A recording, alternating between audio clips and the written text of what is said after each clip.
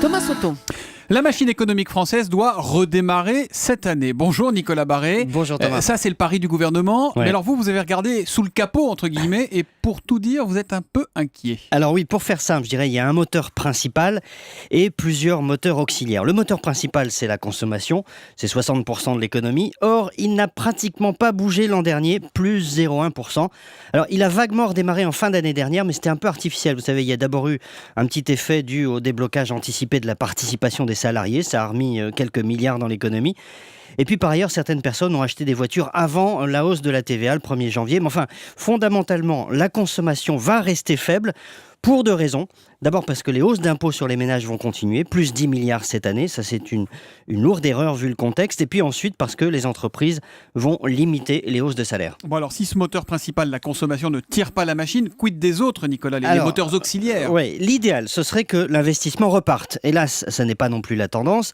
Les entreprises sont pessimistes, elles n'ont pas confiance. Et puis elles attendent aussi de voir si le changement de cap du gouvernement est vraiment sérieux. Les baisses de charges annoncées par François Hollande vont dans le bon sens, mais leur effet ne sera pas immédiat.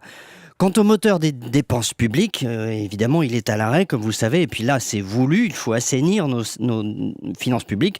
On le doit aux générations futures et on a fait assez de bêtises comme ça en France. Bon donc si on fait le bilan, monsieur le mécano de l'éco, le véhicule France ne va pas très fort. Le contrôle technique n'est pas très positif. Alors non, une partie d'ailleurs du problème vient du gouvernement lui-même. Les hausses d'impôts, l'instabilité fiscale et réglementaire, le manque de visibilité de la politique économique.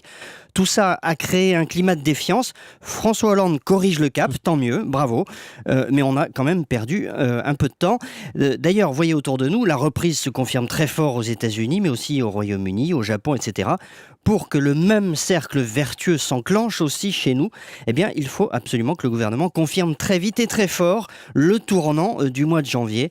C'est assez simple, 2014 va se jouer dans les 2 mois qui viennent. 2 mois pour convaincre, 2 mois pour faire redémarrer le moteur. Maintenant, il ne faut plus traîner, nous dit Nicolas Barré, le directeur de la rédaction des Échos, l'édito Écho, tous les matins à 8h10 sur Europe 1. Bonne journée Nicolas. À demain.